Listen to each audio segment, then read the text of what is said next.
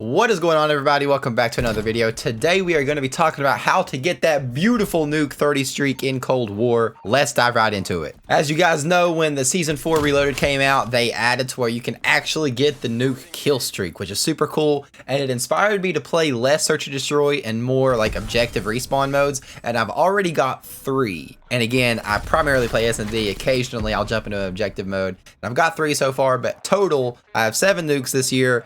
And I feel like that's pretty good, again, considering I don't play Respawn. I almost always play S&D. But I'm going to give you guys some of the tips that I've been using, and that will definitely help you at least get close to the nuke. If you do go to enjoy this video, be sure to leave a like and subscribe to the channel if you are new around here. And I do stream right here every Tuesday and Saturday, so be sure to swing by sometime. But the first tip I have for you guys is to use something a little bit slower. If you're watching this video, that probably means you have not dropped a nuke yet. I mean, I can't imagine why you'd be watching this if you have.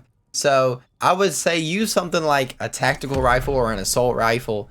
It's very possible to do with an SMG like I have, but it's a lot harder to do with an SMG because your fights are going to be a lot closer and one of them are bound to go wrong in 30 tries. So if you're really trying to get that nuke, make sure you kind of keep your distance. Still play the objective, but kind of keep your distance and use something a little slower like a tactical rifle or an assault rifle. Or if you're one of those guys, use an LMG, but we're not going to talk about that. The next tip I have is make sure you are using the right streaks. Look at these streaks right here. You got the hand cannon, the war machine, and the harp. Now, why are you running those? That is because the hand cannon and war machine kills, each kill you get with that goes towards your nuke. Like it's honestly not even that hard to get a nuke in this game, I'm not gonna lie, since those streaks count towards your nuke.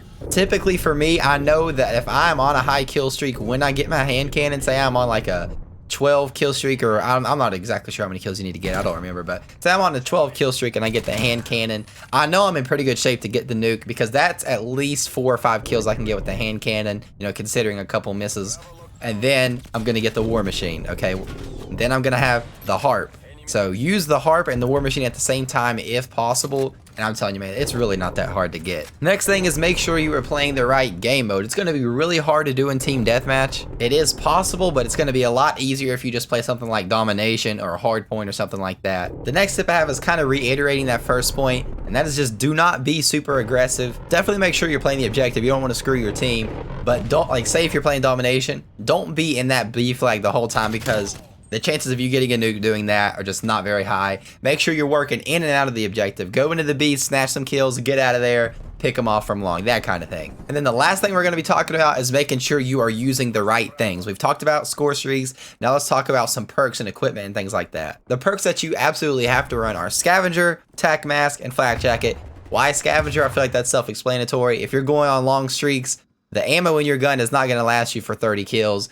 And if you're not running Scavenger, you're going to have to hopefully pick up somebody else's gun and hope that you like it. So best case is just run Scavenger. And Flak Jacket also speaks for itself. People are always throwing nades. You do not want to be at a 28 kill streak, just finished killing somebody. Here comes the Semtex at your head and you're dead. I mean, that's just tragic. And Tac Mask, if you happen to run on somebody, trying to hit you with a stun and then kill you, you're not going to be phased by it. For the equipment, I feel like I have to say this even though I really shouldn't have to, and that is please make sure you are running the stim. If you're going for a nuke and you don't have a stim on, I'm kind of questioning you.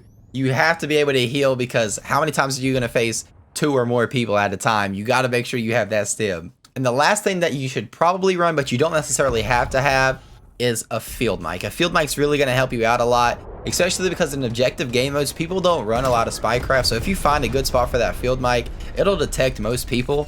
But if you didn't want to run a field mic, I would suggest a trophy system just to protect you from those nades. Just in case maybe you get triple or double Semtex, you know, that trophy system will help you out with that. But personally, I would run the field mic. But yeah, guys, that is all the tips I have for you. And if you did go on to enjoy the video or find it helpful, be sure to leave a like and subscribe around here if you are new. If you have any questions for me, just drop those down below. And again, I stream right here every Tuesday and Saturday. It's a lot of fun. Be sure to swing by. Thank you guys so much for watching, and I'll catch you guys in the next video.